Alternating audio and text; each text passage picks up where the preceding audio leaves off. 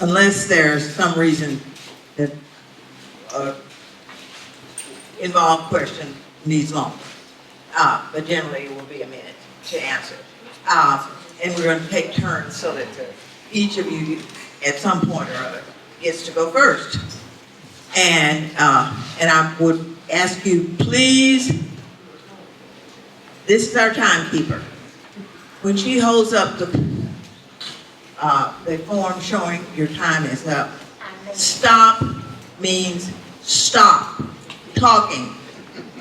You know, shut it off. She's got a switch. She'll eject you from that seat. You can finish in the hall afterwards. Okay. Don't think there's anything else that we need to tell you, so we will commence. Start your engine.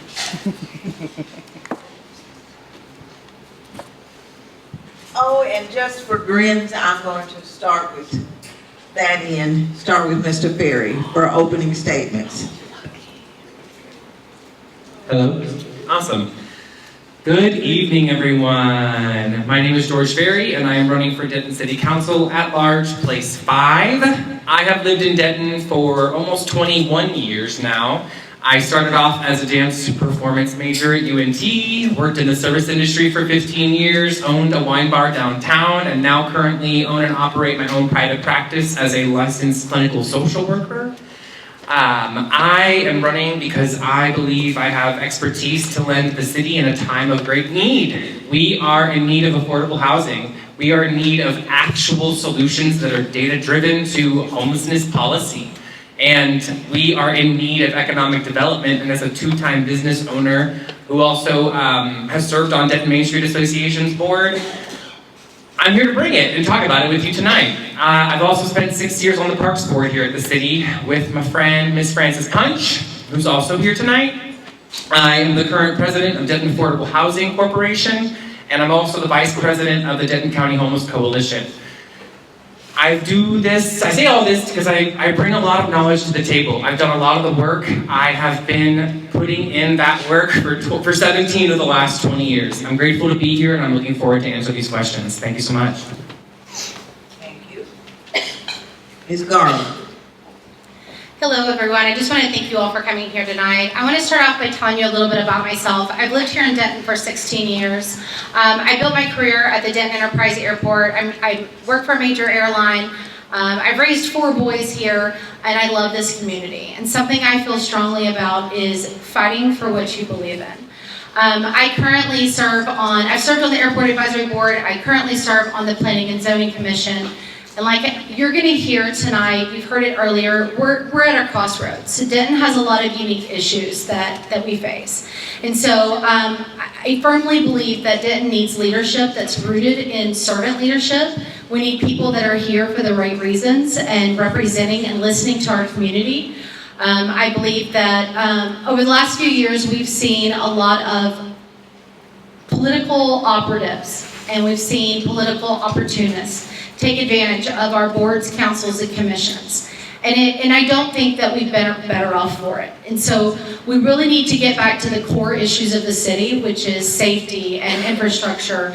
Look at our roads. These are the things that our council needs to be focused on. And so I feel like I can do that. I feel like I can bring us back to center. Again, my name is Erica Garland, and I'm running for Denton City Council, place 5. It's an at-large seat, so everyone in Denton can vote for me. Thank you. Ms. Giles.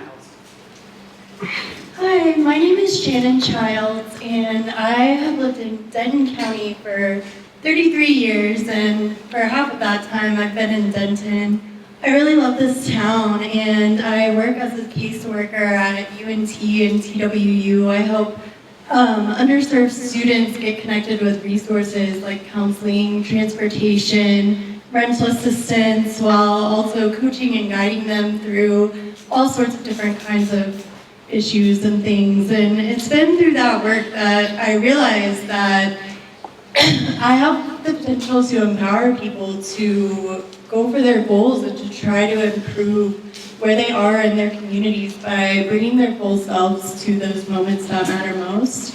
And so that's why I'm up here right now. I really just think, it's interesting. In the last panel, I was thinking about how it's Women's History Month and there wasn't a single woman up here in the last set of folks. And I'm just really honored and happy to be up here in front of all of you, and I thank you for giving me this chance to tell you a bit about myself, what I think, and why you should vote for me. Thank you.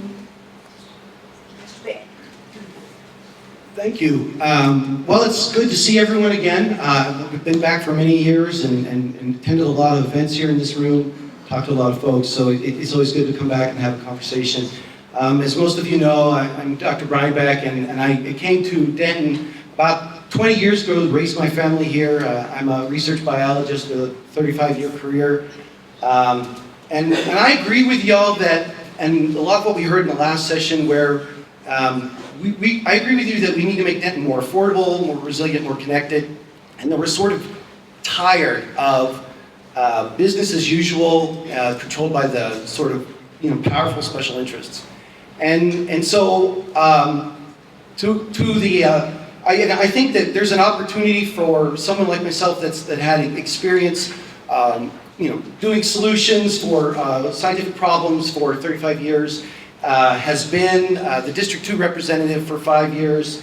I've been Mayor Pro Tem for 2 years. I've chaired the Committee on the Environment.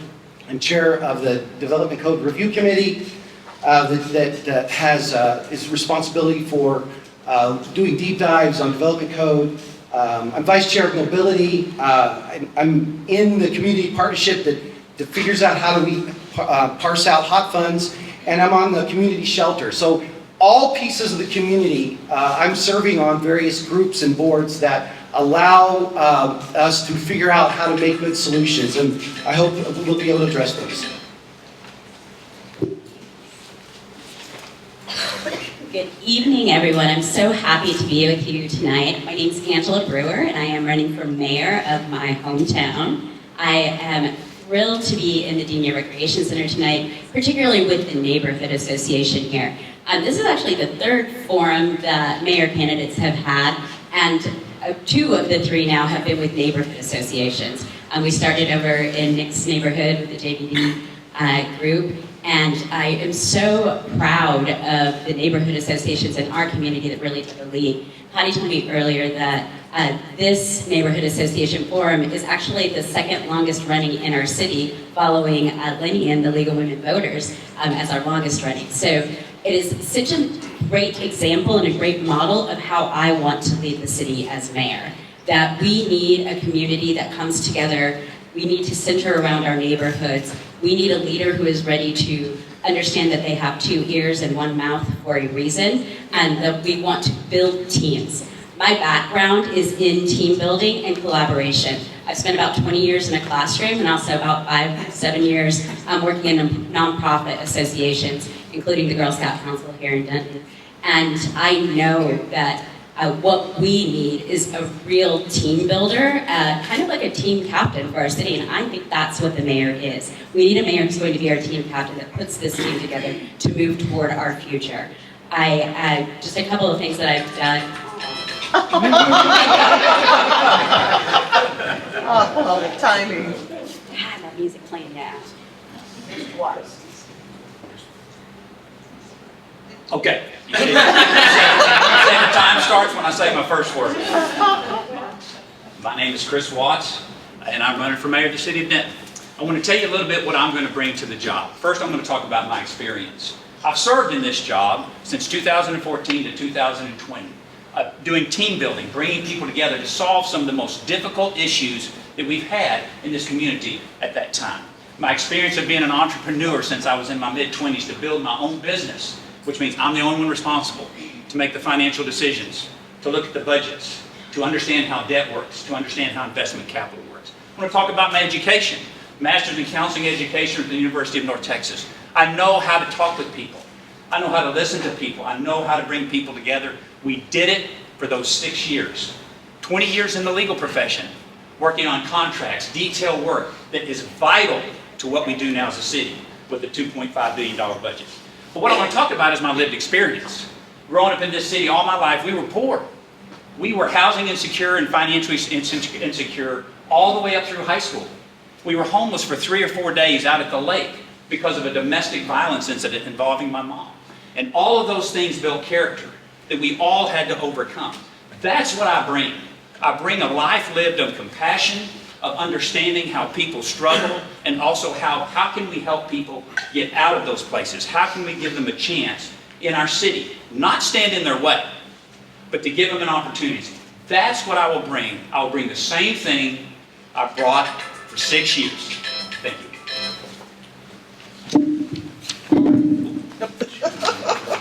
And then he fell into Thank a you ball. for that. And now we will begin with the individual questions.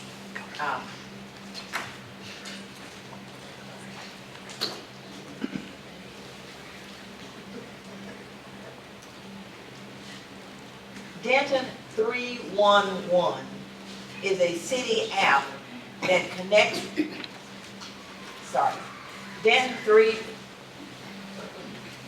Denton 311 is a city app that connects residents to the appropriate city departments. What are your thoughts about the 3 to 7 day response time? And we'll start with Ms. Garland. I think that, like many things within our city, the idea behind 311, it's great. I have heard some really great feedback as far as different neighborhoods calling in and having quicker response. I think that if that is the norm, that it's taking, you said 7 days, I think that we could definitely do better. There's several areas that we can look around just how to better improve our processes and how to better support the things that we already have in place. And so I think that if this is one of those areas where there's gaps and there's room for improvement, that we need to be able to have those conversations and be able to provide the additional resources to make sure that nobody should have to wait 7 days to get a response. Thank you. Thank you. Ms. Childs.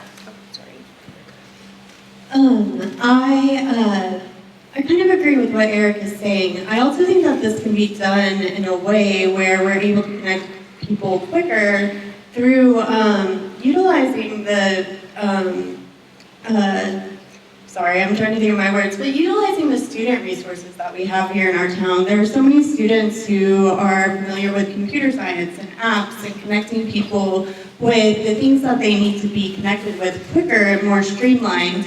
I think it's a little ridiculous that I could go on Facebook right now and probably ask how to get connected with something or someone, and I would get an answer faster than 311 is what it sounds like. And so I think that is a way to connect people quicker, then that's what we've got to start looking into. Thank you. Mr. Beck. Thank you. Appreciate the question. The 311 system is the inheritor from Engage Denton, and that when we put in Engage Denton a few years ago, that was a huge step forward. And I think what we've done with the 311 is try to advance the ball a little bit downfield and use some tools. And the response times are marginally improved, but as you said, they're not. They could be better. And one of the things I think that, part of that is education for the people. And so teaching, and the staff, where when you get a code of resolved, that doesn't actually mean that your problem has been resolved, that means it's in process. And the other piece that I think we could get into a little bit is there are a lot of tools that the new 311 system will be able to engage databases that give you pre-formatted answers that will be able to solve your questions in a more rapid, facile fashion. Thanks. So my experience was with Engage Denton, and I reported something to Engage Denton. There was a drainage problem in front of my kids' school that was flooding the crosswalk, and so kids were running through that on their way into school and then spending the school day with wet tennis shoes. And so I went into Engage Denton and reported that. I had an answer before the end of the day. Like the city actually sent someone out within a couple of hours of my report through Engage Denton and took a look at what was going on, and then let me know that the drainage system was actually working as it had intended to be working, which I thought, oh, that's a different problem then that we need to work on. But I'm curious about what has changed moving into this 311 system, and if that's accurate reporting, that we really are looking at 3 to 7 days on average for response times, then we really need to investigate why there's a difference between faster response times through Engage Denton and the new system that's being used. And maybe because it's new, it's working out some of its kinks, and we need to give it time to settle in. 1 minute is not Could you repeat the question, please? Denton 311 is a city app that connects residents to the appropriate city departments. What are your thoughts about the 3 to 7 day response time? Okay, well, first of all, I want to know, do you mean response time by the time it takes to get a response from city staff that they've at least acknowledged the 311 entry, or is that a response time to actually solve the problem? The answer to both of those questions is data. We just have to continue to compile the data, look at the data, because data and facts are what lead us into maximum solutions. So we need to understand, maybe, do we prioritize calls? Do we have certain issues that, like drainage and other things, or streetlights that are out, that receive a little bit higher priority, or are they all on the same level? I think that's what we have to do. We have to let the data guide us. We have to make sure that we understand, are we talking about response time and getting the problem fixed? That's what I would like to know, is from the time that you report the call to the time that it's actually resolved, is it 3 to 7 days? Which, if it's 3 days, you're doing pretty good. If it takes that long to hear back from the city, we've got some work to do. So I think it's all about just examining the data. And you can use AI for that now. AI is really coming into play about how do you work through the data and make sure that you're doing the right thing. I agree about data. I think that City Council has a great power where they can utilize the auditor and ask the city auditor to take a list of all of the calls that come in from around the town, or 311 data, to pull and see are hazardous things that are endangering safety taking 7 days to get acknowledged. That's a problem, right? It's a safety issue. I think that while 311, which I have used, is a step up from Engage Denton, I would say, as a person who likes to use apps on their phone, I do want to know what's taking the city so long to respond. Again, especially when we're talking about safety concerns. So I would ask for an audit from our city auditor, who works for the council, not the city manager, to do that metrics, show us the metrics, show us the data. Thank you. Ms. Childs, we'll begin with you. How would you support public transit in the city? Yeah, I think that is a really great question. Thank you. I've been talking to a lot of different groups of people, including our homeless populations, groups like Abundance Denton, and other different networks to discuss what's happening with public transportation. And I think that an issue that I'm seeing repeatedly is the lack of availability of GO zones, especially during peak hours. And the conclusion that I've come to, in order to maintain any sort of fiscal responsibility, is that we need to do away with, most of that and bring back more of our bus systems and bus routes and bus stops. I also think that having buses provides more of a way for us to build community as a city, and to me that should be part of our priority right now. I also think that's a great way for us to start collaborating and coming up with other ideas as far as how we can improve our city. And so yeah, to me that answer is figuring out how to look at the budget and find ways for more buses and bus stops. Thank you. Mr. Beck. Thank you, I appreciate the question. As I said at the opening remarks, I'm on the mobility committee, and it's really clear that we need to implement strategies, and we have been on the mobility committee to try to increase the level of transit-oriented design, the level of mass transit in the system, because this is moving people around the city, it's getting them from home to workplace, in employment so that they don't have to make a decision between whether to buy medicine, pay rent, put gas in their car. So these sort of large transit-oriented approaches are really critical, and I think we discovered when a few years ago when we tried to kill buses and had a result where we had to backtrack from Go Zone, that it was made clear to us that Go Zone was a last mile at best approach because it's not sustainable, and we really need to get back to transit-oriented design focused on the core of the city that follows our comp plan and doesn't force people to make decisions about whether they're going to drive to another city. Awesome. Public transportation is a key to making our city more affordable, not just for the homeless population that Shannon was referring to, or young people and students who often use buses in our community, but for working folks trying to get to their jobs, and for families. I am fortunate enough that in my family, we're able to have just one car, which makes a huge difference in my family's budget to save like $500 a month on a car payment, insurance and maintenance and gas. If we had bus access in my neighborhood or near my neighborhood, it could improve our quality of life even more, and we might be able to empower more families to choose to have only one car and increase that affordability in our community. I think Go Zone is an experiment we took on a few years ago, and I think it has utterly failed our community. It's time to get rid of Go Zone, period, and really invest the money that we've spent on that program back into real connectivity in our city, and making sure that things like our bus stops and our sidewalks are places where people actually can wait for a ride on a bus. Once again, data. It's about data. Everybody's talking about how bad Go Zone is and the buses and so forth and so on. The organization that controls public transportation in Denton is the Denton County Transportation Authority. They are an organization that we get one representative on. But let's look at the data. Before Go Zone, most bus routes were having 4 people per hour, 4 riders per hour. What Go Zone has allowed is to shorten the bus stops, the time between bus stops. It's allowed us to get away from areas that are being traveled, and they're funneling people towards the bus routes, and to open up public transportation to people who never had it. We had 7 bus routes. I don't think Go Zone's an experiment.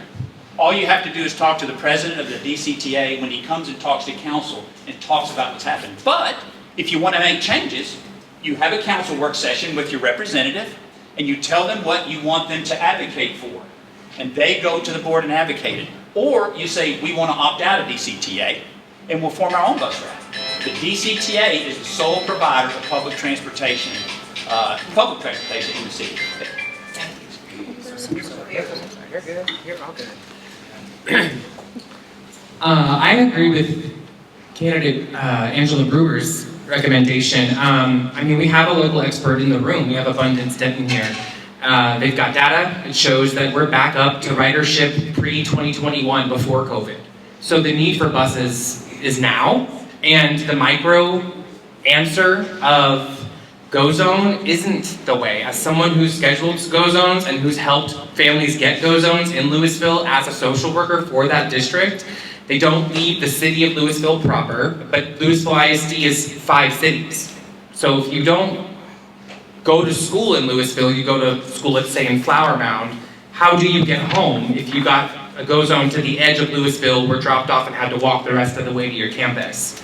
These aren't solutions. We need to bring back buses. We need to be applying for EV bus grants. We need to be expanding the hours. A-Train closes at 9 o'clock on a weekday. How are people supposed to work outside of the city and commute back whenever their hours are late night? Thanks.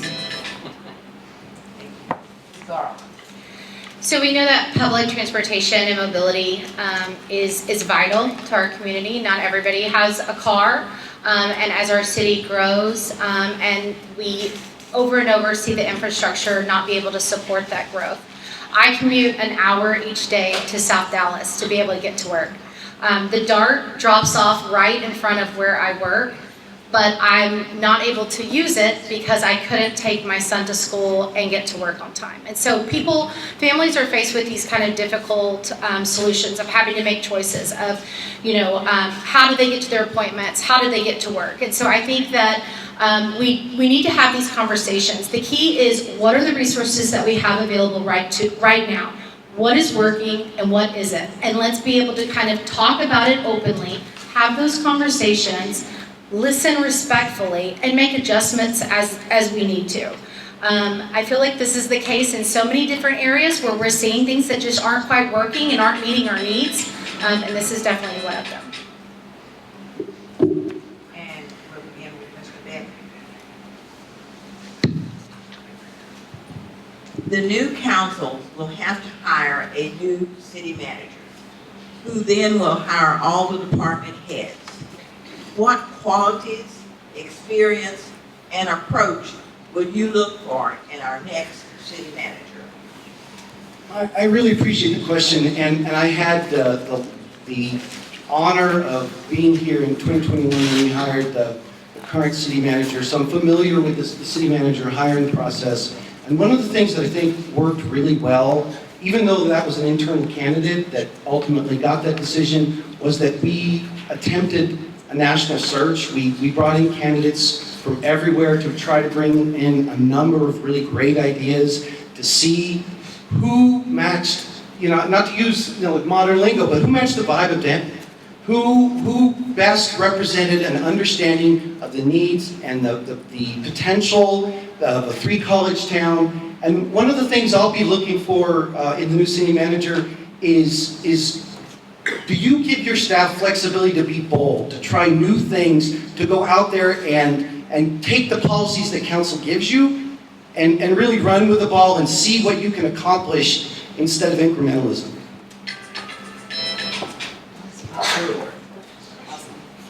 I think one of the most exciting things about this particular May election is the fact that we have the ability to have a reset in our city government. That we are electing several new members to our city council, we're getting a new city manager, and we have a real opportunity to change something in Denton pretty profoundly that we haven't had before. I'm really excited about getting a new city manager into our community, and just a few of the things. I think we definitely need a nationwide search. I don't think we should look internally first. We obviously would welcome internal candidates' application, but they need to go through the process the same way any other candidate would.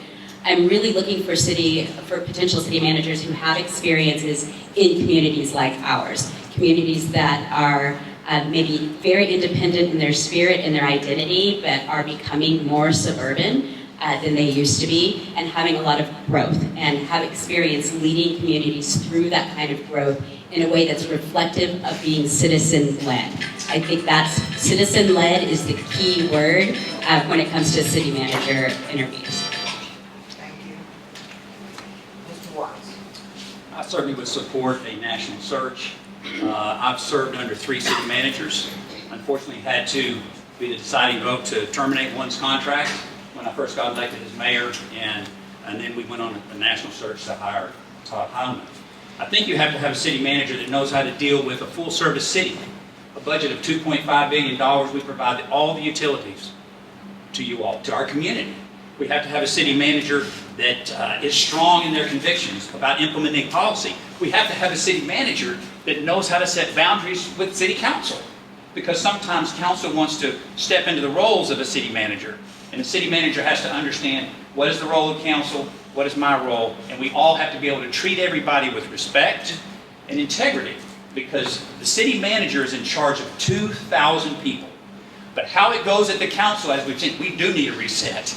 How it goes at the council over the last 5 years, you've seen that. And what happens is that dysfunction flows down to the city manager and the staff. Mr. Perry. You just heard 3 city managers in the last 15 years. And that makes me worry, right, about the culture that's been created in our city. And I think a lot of people are wanting to see a change, myself included. So in looking at a city manager, I want to go nationwide, right? I want the best of the best. I want an opportunity to hear people speak on their lived experience and how they have navigated difficult conversations with cities and in the inner workings. I want to make sure that whatever finalists, candidates we end up having, we have a town hall. I want people to be able to ask questions, just like you are now, to see how you feel about these city manager candidates. And I want to have your feedback to make sure that we can take that into consideration when it comes time to choose. And I want to remind everyone that our job is to oversee the city manager, like the executive director of a nonprofit when you're on the board, right? We have to make sure that we're driving the ship, but that we're entrusting our city manager to build that culture. Thank you. And Ms. Clark. So I kind of mentioned it in my intro. What I do every single day is I'm a recruiter. So I literally source, recruit and interview candidates, the very best candidates in the industry every single day. And so when, in thinking about this, in many ways it's the same thing. There's usually 5 questions that I always ask a candidate. The first one is, why do they want to do this? Why do they want their job? What is their motivation? I recruit pilots, so one of the things I always ask is, are they safe? Would I trust my family with them? And in many ways, the city manager is the same. Are we going to trust our family and our neighborhoods with them? Do they understand and appreciate the culture? Are they going to be someone that my crews want to work with? And do they communicate well with others under pressure? And so I feel like in so many ways, those questions would kind of translate into our city manager. We want somebody that understands Denton, understands the culture, someone that we trust our city and our homes with, and somebody that we know is going to work well with others. Thank you. Ms. Childs, please. Thank you so much for this question. I've been thinking about this more and more because I know that this is going to be a huge decision for the city council. And I don't know, maybe no one had this on their bingo card, but I honestly think that someone like Angela Brewer would be a really amazing city manager. She's really involved in Denton, and I think, we have so many people here in our city already, and I understand that there's this want and desire for people who have experience, but I think that experience is built by culture and lived experience, using our go zones, using our buses, going to our kids' sports games. And I want someone who is as heavily invested in that as I've heard some of my other fellow candidates speak to. And so that's just kind of what I want, is someone who's going to go all in and be as invested as we are. Thank you. That job pays better.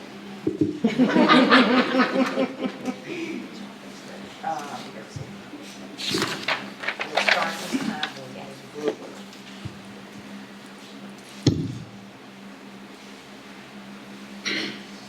Even without adding any more data centers, our Denton Energy Center, built in 2018, is already too small, and the latest data center to be approved will double the electricity usage in Denton. What options will you entertain to meet our ever-increasing need for power? Building a second power plant, contract purchases, exploration of small nuclear power plants, which are still in their infancy, or another choice? Yeah, that's a great question. And one of the assets I think we have in our community is that we have a municipal utility. It's a real treasure that we have in Denton, and it's something that that the city mentions in our economic development. And when we're trying to recruit companies to come here, we talk a lot about the energy access that we have. But we do have growing demand, not just from new companies that are moving in or things like data centers, but also growing demand from our growing population. So we know we're going to need to produce and access more electricity to provide throughout our community. So I'm particularly interested in looking more toward green energy and how we can continue to be a 100% renewable city, and making sure that we stay dedicated to that vision for our city, and that all of our future energy development is around green energy development, and really paying good attention to the ways that we can produce the energy we need, but stay good for our environment and the desire of our community to be a green energy community. Mr. Watts, please. Could you repeat the question, please? even without adding any more data centers, our Denton Energy Center, built in 2018, is already too small. And the latest data center to be approved will double the electricity usage in Denton. What options will you entertain to meet our ever-increasing need for power? Building a second power plant, contract purchases, exploration of small nuclear power plants, which are still in their infancy, or another choice? Unfortunately, hello? Okay. Unfortunately, those questions are out of order because the data center that's going to require the same amount of electricity as the entire city of Denton. Think about that.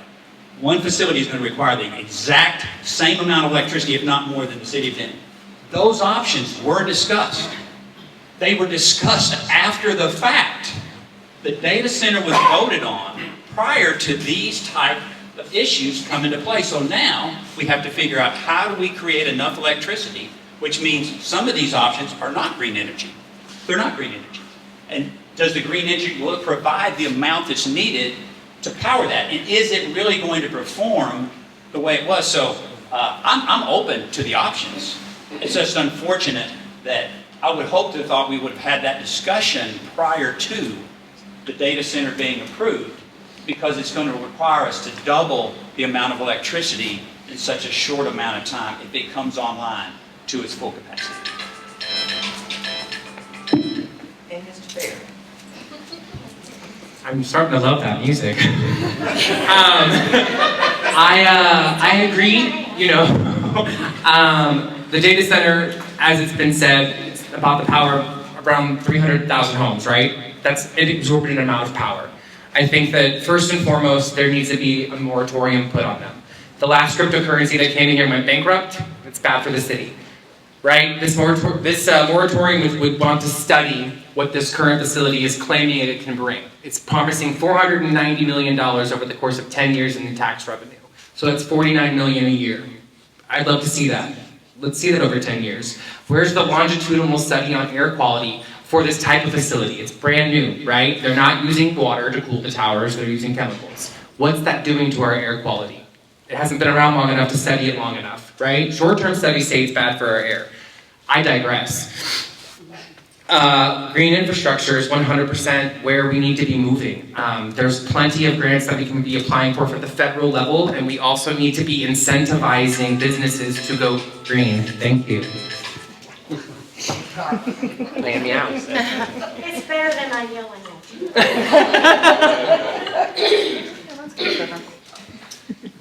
you. So this question has come up before. The data centers, I think, are kind of concerning to everyone. This isn't just an issue that we here in Denton face. I think we've got 2 right now that are well on their way and approved. This is something that kind of the entire state of Texas is looking at. And as far as resources when it comes to, utilities, it's not just electricity, it's also water. And so there's a lot of concerns kind of wrapped around these data centers when it comes to air pollution and light pollution and noise pollution and how does it impact us. And so I think that, getting ahead of this and really looking at what the impact is before we approve these issues is the key. We've already seen what happens in Texas when we don't have enough power and we have, issues like the winter storm that we had a few years ago. And so I think that eventually, as North Texas grows, we will have to diversify, but that's something that we should be looking at on the front end as far as what we approve. Sorry. Ms. Child? So I definitely agree with George. We need to investigate how we can implement a moratorium on data centers. I think at this point, I listened to a podcast called Volt, and it was talking about how there are over 10,000 data centers across the world, and all of these data centers use 1 to 1.5% of the entire world's energy. And to me, that just seems like a detriment to our environment because we're not seeing how we're sustaining that energy use. And so I think that I'm also curious, I'm not going to pretend to be an expert, I'm curious why the current data center is considered too small, and I'm also curious why the answer has consistently had to be that another has to be built in Denton. I think that there are potential outlying areas that we could try and partner with, as well as try and get those cities' students into our universities by trying to incentivize them to study sustainability methods for these data centers. Thank you. Mr. Beck. Great. I really appreciate the question. I think you're seeing a thread through all that there's a lot of concerns for sustainability, the environment, the impact of energy, all of these things, the interplay of our generational sources and the data center. And one of the things, I just got back from Washington, D.C., and if you look at the experts in the area, they are recommending to cities to respond to this, and they're like, yes, you should be worried about water. And so several years ago, the city set out a policy that you need to use reclaimed water. Yes, you should be worried about noise. So in the DCRC, we put in policies to prevent noise from expanding past the data center. Yes, you should be worried about industrial use. Yeah, so we made sure that we're only putting these in industrial and public facility areas, not residential, not commercial areas. So one of the things that all the experts that I've talked to over the last few years have said is, do it the way Denton is trying to do it. Well, all right, I could talk forever.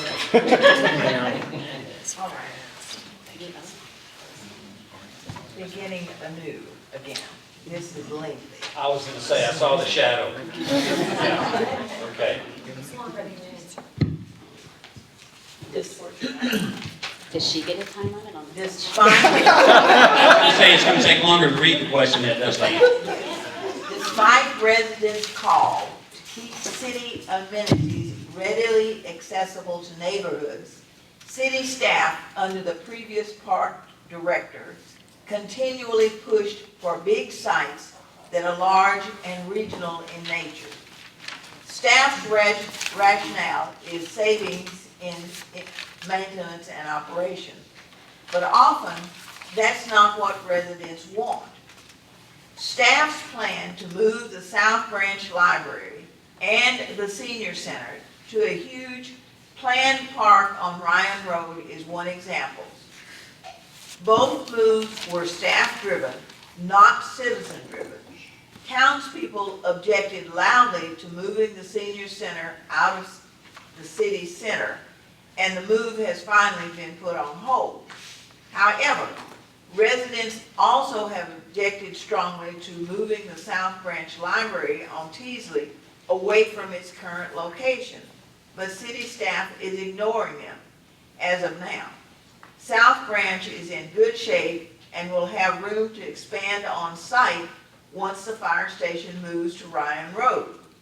It also is in easy walking distance of Sam Houston Elementary School.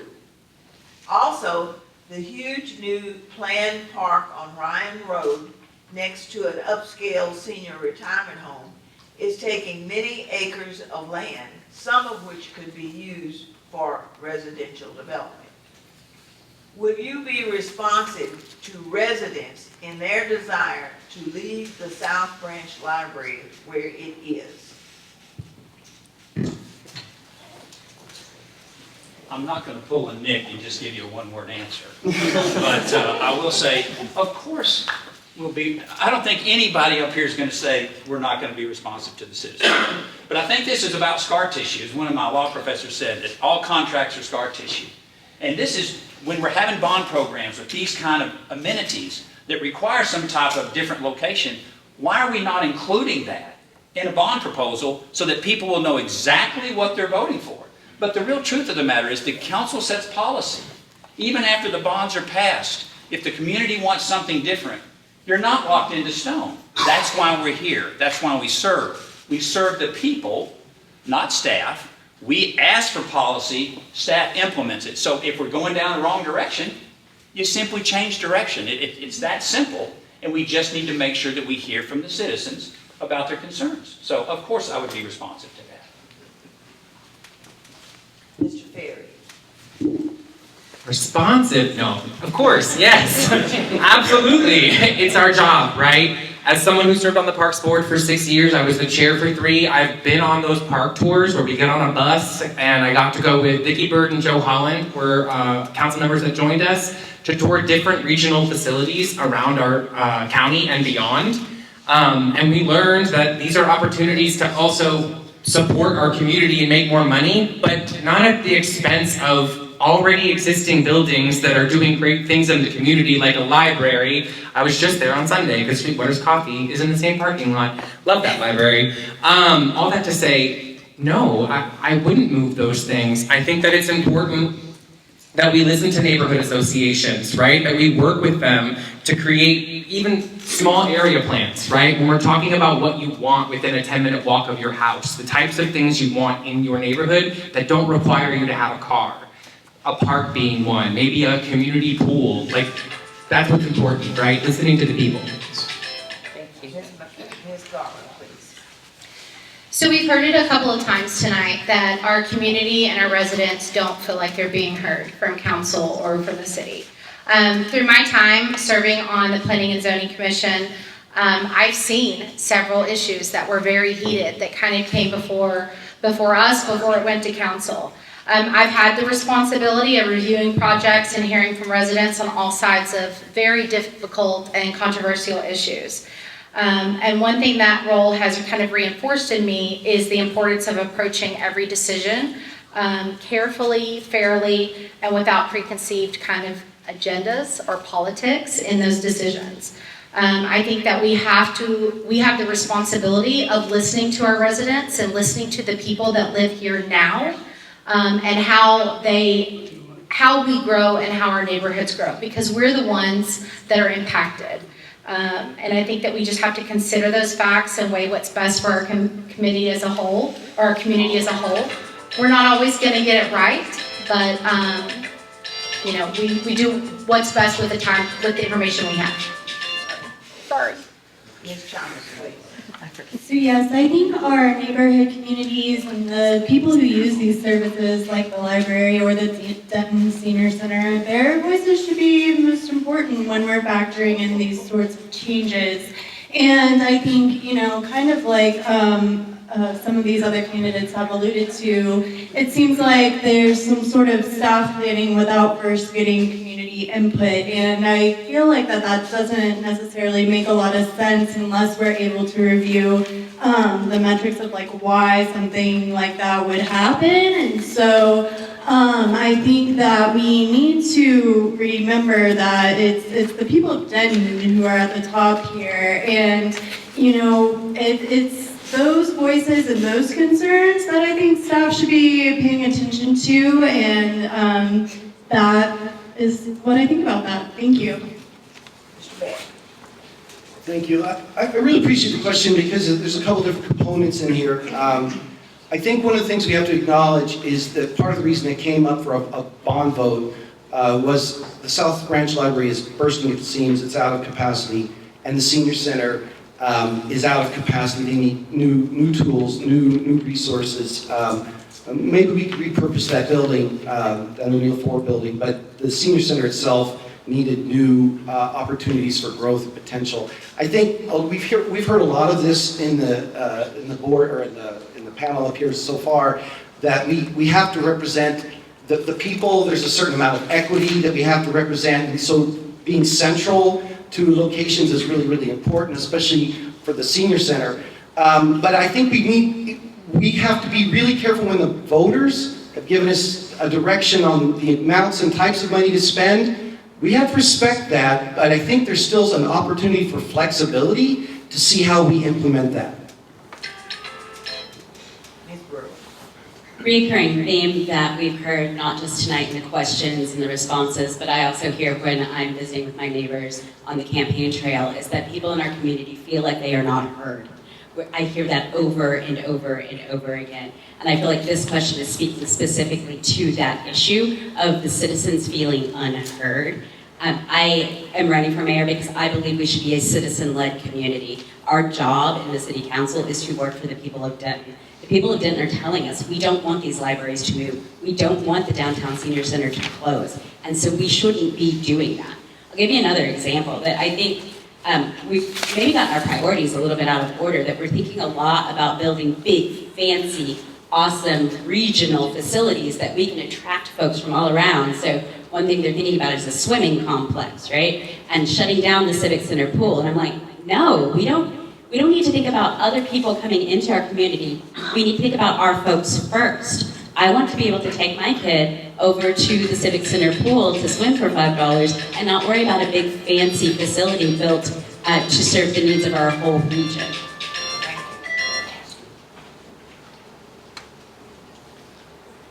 Mr. Ferry, we'll start with you. Counselors must work well together to get things done. How do we fix the culture of animosity that has plagued this council? Okay. That was a big piece of paper, so I thought it was going to be a longer question. I had to prepare myself, Miss Lenny.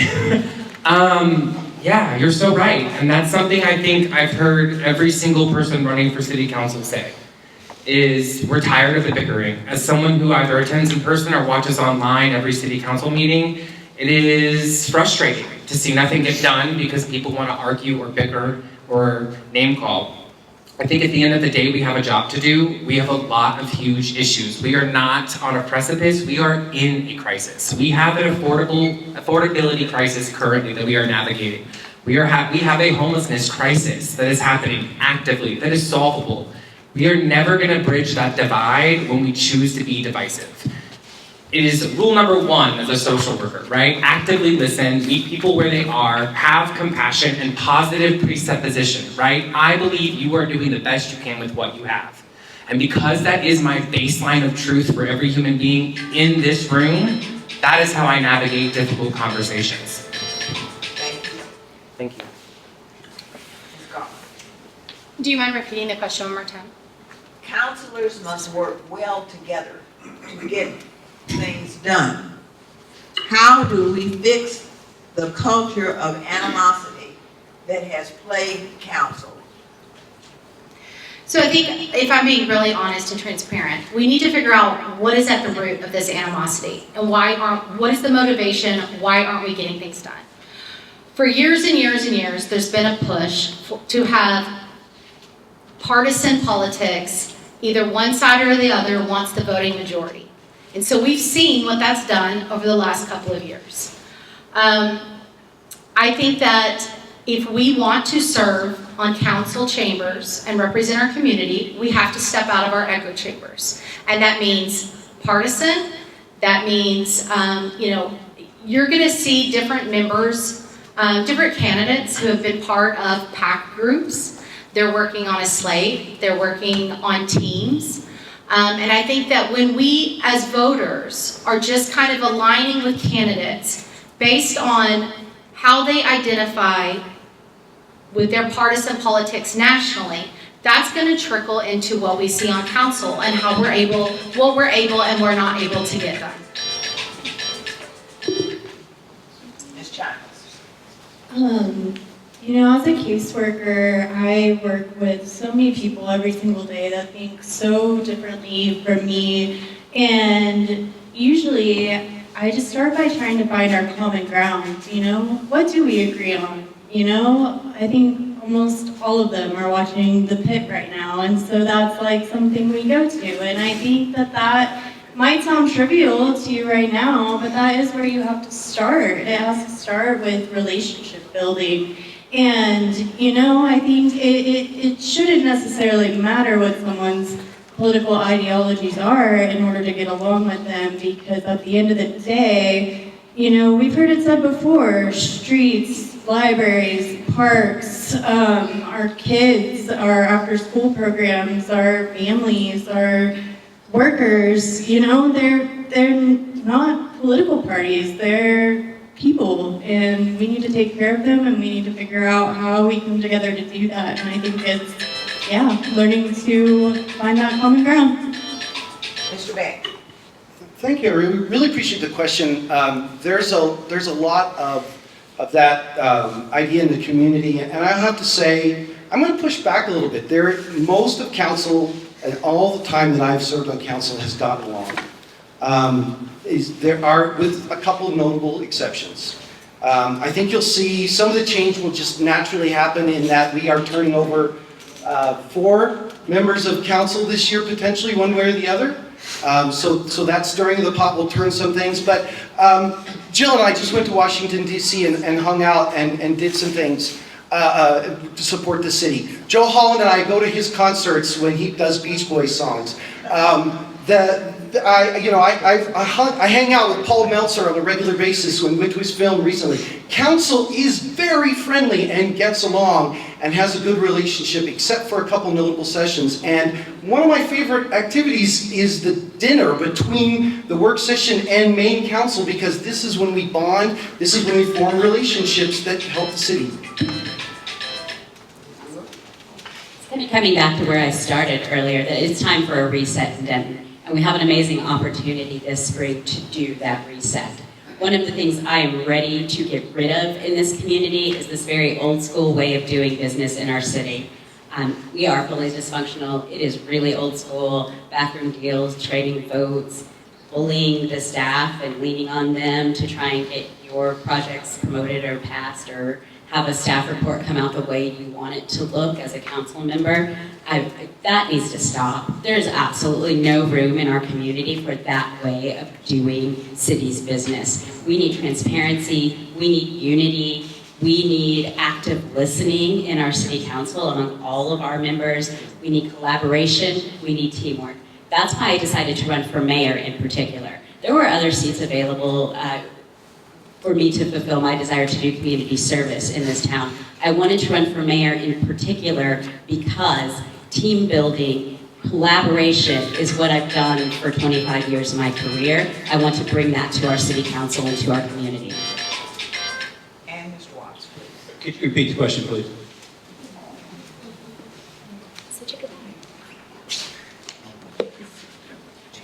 Councilors must work well together to get things done. How do we fix the culture of animosity that has plagued council? When I'm elected, day one, the culture's going to change. Because I've been there, I've done it. We've led a team for 6 years that got a lot of things done. Now, I'm just going to be honest.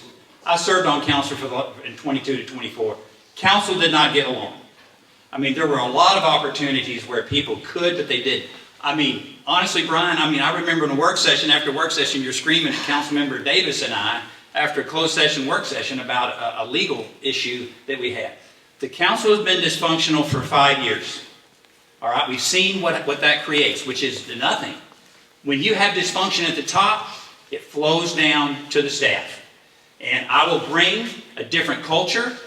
The city council members will respect each other. We'll treat each other with dignity. We're going to treat staff with respect and integrity, because I've seen examples of that where that did not happen, and I've seen it with my own eyes and heard it with my own ears. So I'm bringing that back to the council, because sometimes you do it. When you get lost, what do they tell you to do? Stop. You got to go back. I have to say, that reminds me of Seinfeld. I'm sorry. What song I got? Yeah, please, song. All right. Beginning with Erica, Ms. Garland. Many cities are unhappy with the auxiliary dwelling unit. We have a request. I'm sorry, forgot. I'm old, we forget a lot. We can help each other up here. Many citizens are unhappy with the ADU ordinance, that's auxiliary dwelling unit ordinance, which continues to be a work in progress. It effectively doubled each residential zoning category that governs lot sizes large enough to add or accommodate use. Residents who bought in R3, for instance, may find themselves effectively living in R6. Not long ago, the ADU ordinance prohibited inclusion of a kitchen, but what's a kitchen to 4 college students? A fridge, microwave, and toaster oven, none of which requires a permit. The size, proportion, and exterior of ADUs and the loss of privacy are all problems. Also, foundation preparation for ADUs often damage neighbors' trees near fence lines. ADUs generate additional vehicles parked on the street, which lowers nearby home values. Would you be receptive to a council discussion about modifying the ADU ordinance to roll back the latest amendment that allows for 2 ADUs per house by right in the city center? Number 2, require a specific use permit for every ADU built, and reduce the size of ADUs by making them proportional to either the size of the primary house or the lot size. And we're starting with Ms. Garland. So to kind of simply answer those 3 questions, of course, I'm open to the conversation. I think that that's going to be the key issue with so many of these things that kind of have our communities divided. We have to have the conversations. We have to listen. We have to know what's working. We have to know what's not working. Approving the ADUs was an effort to kind of find that missing middle and provide housing. It's been mentioned in one of the other responses, but to kind of help senior parents, to help adult children. When you have a community that 1-bedroom apartments are closing in on $2,000 a month, you have to get creative. Realistically, we know not everybody is going to put an ADU in their backyard. Not everyone is going to put 2 ADUs in their backyard. So I think this is something that's going to evolve. We're going to have to it just got approved. Let's see what happens, give it some time, and if we need to change and pivot and adapt to the needs of our community, we have those conversations and we get ready to do that. Thank you. Ms. Childs. I can definitely understand some of the specific use permit concerns of ADUs, but I really do have to agree. I think that they solve a lot of this missing middle housing, and they allow for affordable homes for the groups Erica was saying, but also college students. And I think, the more and more I see rent prices go up and up, I definitely think there needs to be some creative solutions implemented in order to solve for where we're going to keep people and how we're going to make people want to live here and live, in the heart of the city where they want to participate and thrive and contribute what they're learning to our city and our community. I think that I'd honestly really like to see even more attention be given to ADUs to see how we could maybe even try and implement more of them, if I'm being honest. That's what I think about that. Mr. Beck. Thank you. The question is really important. It goes to the kind of style and growth that we want. But one of the things that I hear when I'm knocking doors more than questions about ADUs is, building huge, large cement city style apartment complexes in the corners of the loop. And the way that you get less need for that kind of dwelling unit is to go to the missing middle kinds of approaches that are neighborhood compatible, green space compatible, architecturally compatible. These ADUs allow this kind of pressure release valve so that you can age in place, whether you go to the cottage and let your kids have your house, or you put your kids up in the cottage so that they can have a place. This kind of flexible relief valve is a way of keeping housing centralized so that there's not sprawl, and I'm not sending infrastructure to the edges of town, to new developments, to new apartment complexes, to new housing additions, and instead I keep it where I already have infrastructure now and be fiscally responsible. That's exactly right. I think this particular question is a part of a larger issue we have in our community dealing with affordable housing. I think the ADU answer is one of the parts of our solution to our affordable housing crisis. I really like to approach this question. I think it talked about college students living in these spaces, but for me, these are spaces for single people, young professionals, and young families or couples to live in.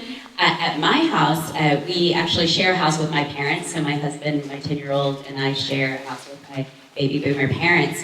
And man, I can't tell you how much I wish I could afford to build an ADU in my backyard with my dad to have his own kitchen that he could go and use and get out of my kitchen. It would be amazing. So maybe this is what I'm going to start saving for, is building an ADU in our backyard. I think it's a really great solution for that missing middle when we think about building more medium density housing instead of this large high density housing we've been focused on for the last few years that we need to move away from. And Mr. Watts. I'm going to answer the question.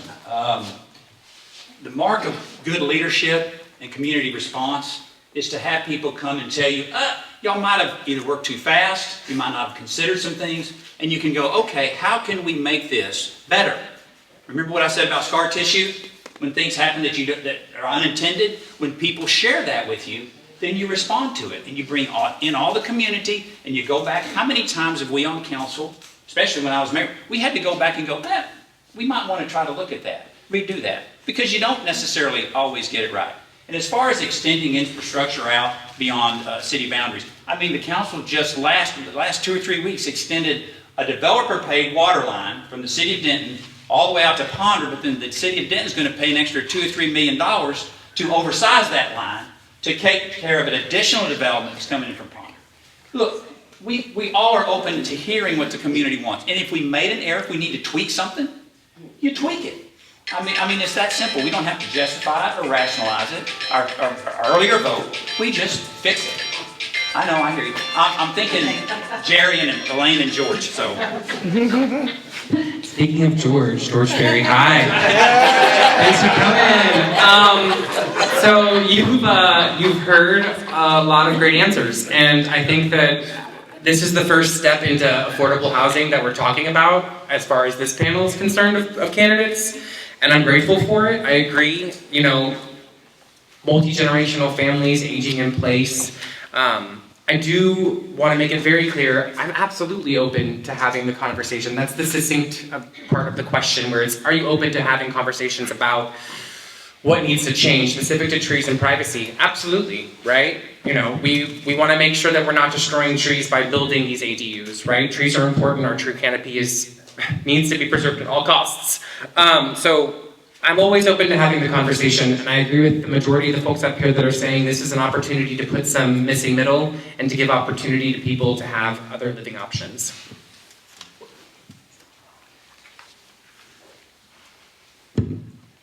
What is your one big, new, fresh idea for Denton? And I'm starting with Dream big, little star. So, No, I'm sorry. sorry about that. What I would really like to see for Denton's future is more of what I've been calling a community connectedness network.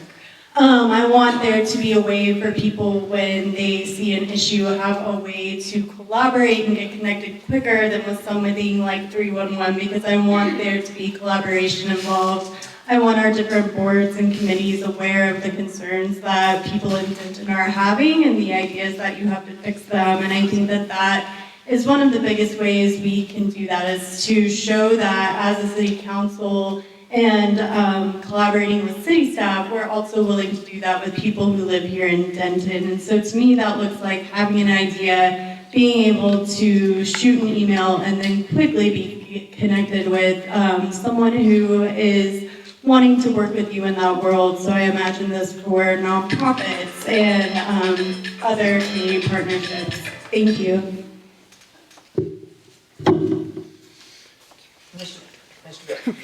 All right, I don't want to jump the gun there. So one of the things that I think is that I want to bring to the table on this one is my new idea, but it's an idea that we should have been trying for the last 100 years. And we are a 3-college town, and we have been a 2-college town for most of that 100 years. And one of the things, though, in all the 20 years I've seen here is a lot of back and forth transition of students to town and gown interplay with each other, but not a lot of resources to incubating that sort of thing. I think one of the easiest ones we can point to, that, and it's recent, is Stowe. And this level of incubation, every single university has an Office of Tech Transfer and Art Transfer and Intellectual Property Transfer that they use to farm out the ideas of all the professors and everything out to the rest of the country. We could have that here, generate local jobs here, and we've proven that we can already do it because we have the Fire Academy, we have the Police Academy, we're talking about having a Linesman Academy, we're talking about having a Utility Academy. We could have that pipeline here in Denton. Awesome. I love this question so much because I like to daydream a lot about what the future of Denton can be. One of the surprises to me since I've gotten into this race for mayor is how much I've really become interested in economic development and what we should be doing differently in our economic development. I think our city overall has done a nice job on economic development, particularly in attracting larger businesses to bring employment and things like that. I'm really interested in leaning in on our assets that we have in Denton and really focusing our economic development around the things Denton's really good at. So I think about things like the drone program and the College of Engineering at UNT, and maybe we can do economic development around drone development and production, right? I really, man, we all loved it living in Denton because Denton is such a cool, creative town. Why don't we really pursue economic development around that creativity? Let's build sound stages and be a destination for filming in Texas. Our state is already a destination for filming, for movies and television. Let's make Denton a leader in that creative kind of economic development, or economic development that's centered on creativity. Mr. Watts. I'm going to give you three. One is we can start with really putting a drive and initiative to bring in cutting-edge biomedical facilities, as we have already one established over here in one of our sites that we've always had for industrial. And they can bring in good jobs, cutting-edge jobs, good-paying jobs. The second one is new market tax credits, which are it's a federal program that is allowed to municipalities can use them, partnerships can use them, private, public, public-private, where they will actually, if you satisfy all the requirements, they will forgive 20 to 30% of the debt that you've used to issue on that. And another one is to take care of our cultural centers. We need a cultural event center. You know, we have so many cultural events here and music here. We could have something that really attracts people from around the Metroplex. We have a train coming here. We have local artists here that could use it. So those are my three big ideas. Thank you. Mr. Perry. I have talked about economic development at every single forum, and in Dreaming Big, I actually want to shift my focus. Happy to talk with you about economic development all day. I would really like to invest in small area plans and really talking to each pocket of every neighborhood to really see what could be done, incentivized, changed, zoned, etc., to make it to where mobility-wise, you can walk to a coffee shop, you can walk to a local clinic, you can walk to a hardware store, a grocery store, a local market. I want that. And that's what I hear from so many neighborhood associations and meetings with people, is that they want to have that opportunity in their part of Denton. And I think that's something that we should invest in. Ms. Gar. Does everyone know that Denton has an airport? I'm just curious. So there's so many people that I talk to that don't even realize what a great airport we have. We have a double runway. It is probably Denton's most underutilized economic driver. We currently have about 8 flight schools out there. And so what that does, that creates this big beehive above our airspace. So when big corporate jets fly in to get tens of thousands of dollars of jet fuel, which is sales tax for our city, they don't go to Denton. They go to Alliance, McKinney, and Addison. Right now, McKinney is considered an international airport. They just got an airline in there. It's called Avelo Airline. And years ago, Denton was much bigger, had more operations, and we've just gotten stagnant. We have this entire west side of the airport that has not been developed yet. And do you know why it hasn't been developed? We need a road. And so there's things like that that could be bringing things like aircraft manufacturing, aviation logistics. These are high-paying, 6-figure jobs. Not jobs, careers. And so if we just use what we have and expand upon it, that's my big idea. Thank you. And but before we move to your closing argument, or whatever you want to call it.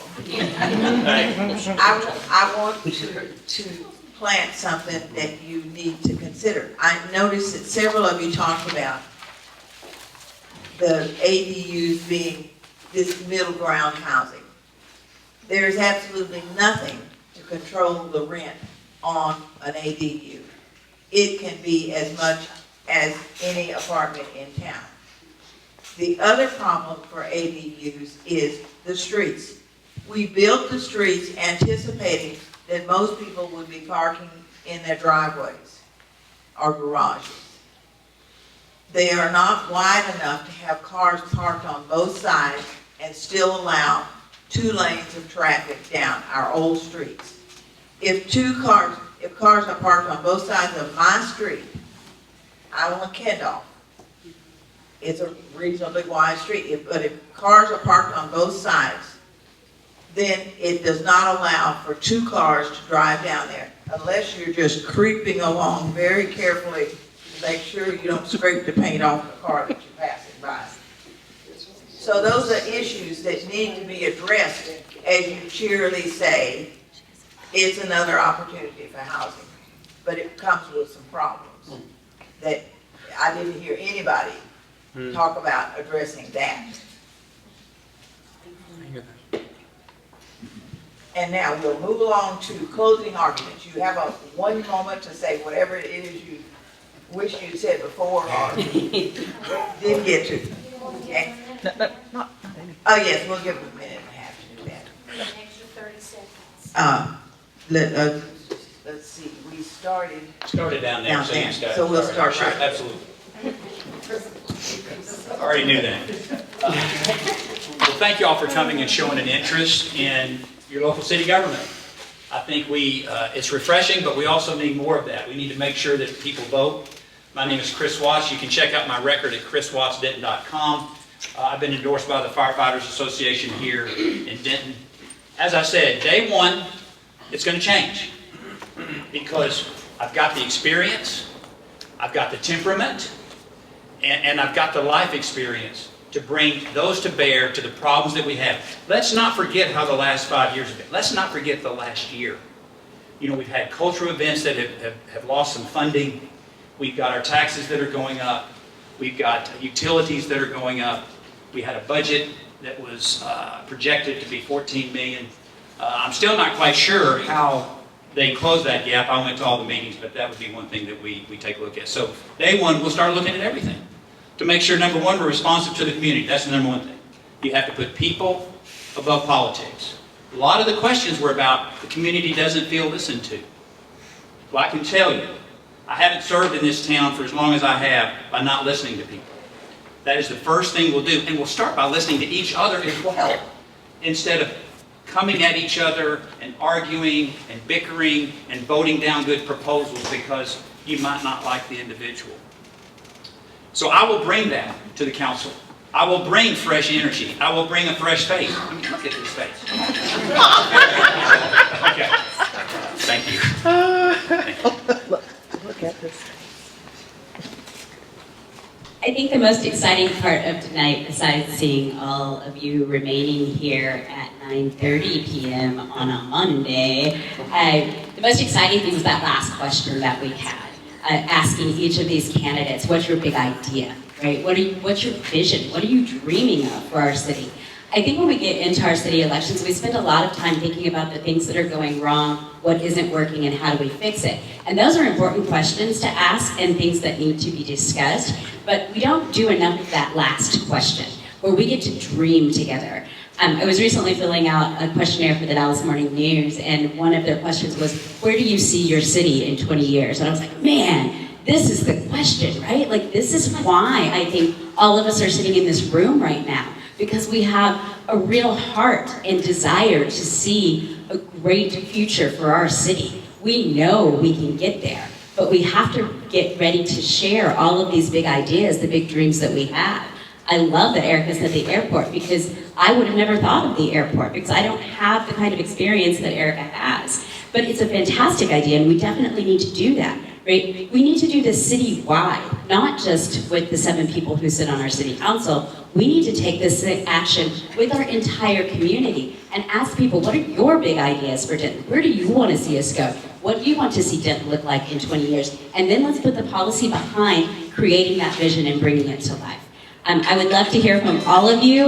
My phone number's on my door hanger, so text me or call me and find me on YouTube. She's getting the hammer out. She's getting the hammer out. You push your buttons. I almost got through without getting mad.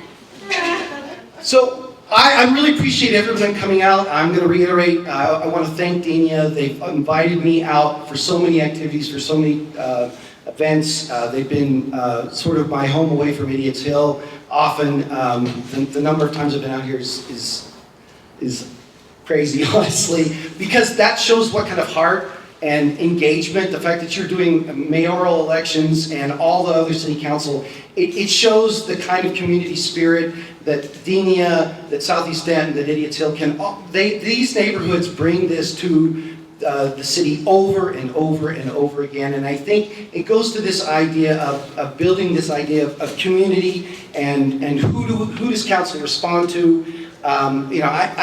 You've heard, and I'm just going to put it into 4 words. I'm going to be focused on affordability, improved infrastructure, the creativeness that keeps Denton, and those innovation pipelines. I'm not going to cover all the rest of that in my 15 or 20 seconds that I have left, but I have a history of bringing those ideas and solutions that I spent my scientific career looking for solutions to problems, and then helping the community build those answers and get them through, whether we're talking about utilities or fair chance hiring or NDOs or anything else.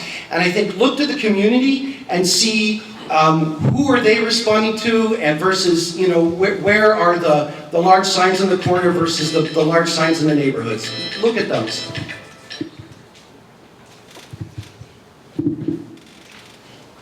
I also just want to thank everyone so much for coming out tonight. I cannot believe that you are hanging in here with us on a Monday. I have just really been thinking as I'm listening to everyone who's talking tonight, and I just want to be clear, like I care about Denton, I care about the working people in Denton, I care about the renters in Denton, I care about the families in Denton, I care about the children in Denton, I care about the animals in Denton. I just care, and that's why I'm up here, because I cared enough to try. And I've been educated here at both universities and in CTC, and I like to think, at this point I'm pretty interconnected with a lot of you, and I'm here to represent you. I'm not here to represent developers or ideologies or party lines. Those might be things that come with me in my context, but I'm here to figure out how that works together with you. And I guess also how we make our streets ready for more ADUs. Thank you. Help me. So we look around the room and we see all kinds of people. Some of us have friends here, some of us have neighbors here, but what we all have in common is we all care, and that's why we're spending our Monday night out here having these conversations, and that's what we need on council. We need all kinds of people from all kinds of different backgrounds with different strengths and weaknesses that complement each other so that we can have a strong, cohesive council that listens to our community. Over the past few years, I mentioned it before, I'm going to say it again, we have not been represented fairly by our council. We hear individuals over and over say that they don't feel represented and they don't feel heard. We've seen political opportunists use council as a stepping stone to encourage a career in politics. We've seen political operatives take advantage of our council boards and commissions to also use that as a stepping stone, or to focus on things that are outside of the city purview, which waste valuable tax dollars. Through my work on planning and zoning, I've seen just how much the decisions at the city level impact us. They impact us individually, they impact our tax dollars, they impact our resources, and these are not small decisions. They're reshaping the future of our city, and we have to get this right. But it's going to take leadership that cares, that's in it for the right reasons, that looks at this as service, When I'm on council, I'm going to be using my PTO to serve my community. And that's, to me, what we need, is somebody that is doing this for the right reasons and looks at it as a sacrifice. That's the kind of leadership that I'm committed to bringing, is one that listens and is doing it for the right reason. Thank you. Sorry, I knew I would. I was trying to get it out. I'd like to first start by acknowledging what our moderator, Ms. Lynn McAdams, said. I think it's important. I think we do a lot of zoning in this town, and we do not do a lot of planning, and the planning that we do complete then gets changed 15 years earlier than it's supposed to, like Craver Ranch and the future land use map. So I want to acknowledge what she said about there's no protection on rent for those ADUs. I think that's an important conversation to have, right? The last thing we need is people building an ADU only to price gouge when prices are already out of control. So I do appreciate you bringing that up. That was a great call-in. And I would love to have that conversation. I know people are tired of fighting and being divisive. It is another reason why I am running. I own my own small business. As I said, I run my own private practice. If I take off for city council stuff, I don't have PTO because I'm my own boss. So it's just me not making money. And that's okay, because I've been working for free for 17 years. I've been in the public. I've started a theater company from scratch when I was 20. That's in its 18th season now, in our city, at the Black Box, in the mall. I've helped start 2 other nonprofits. I've served on 12 nonprofit boards for the city and at large across our county. And I'm happy to do it because I care deeply about the people I live and get to be around every single day. I'm taking no PAC money, I'm taking people's money because I care deeply about what you want and what you deserve in this town. I'm so grateful to be in this space. Thank you so much. Have a great night. Go to bed.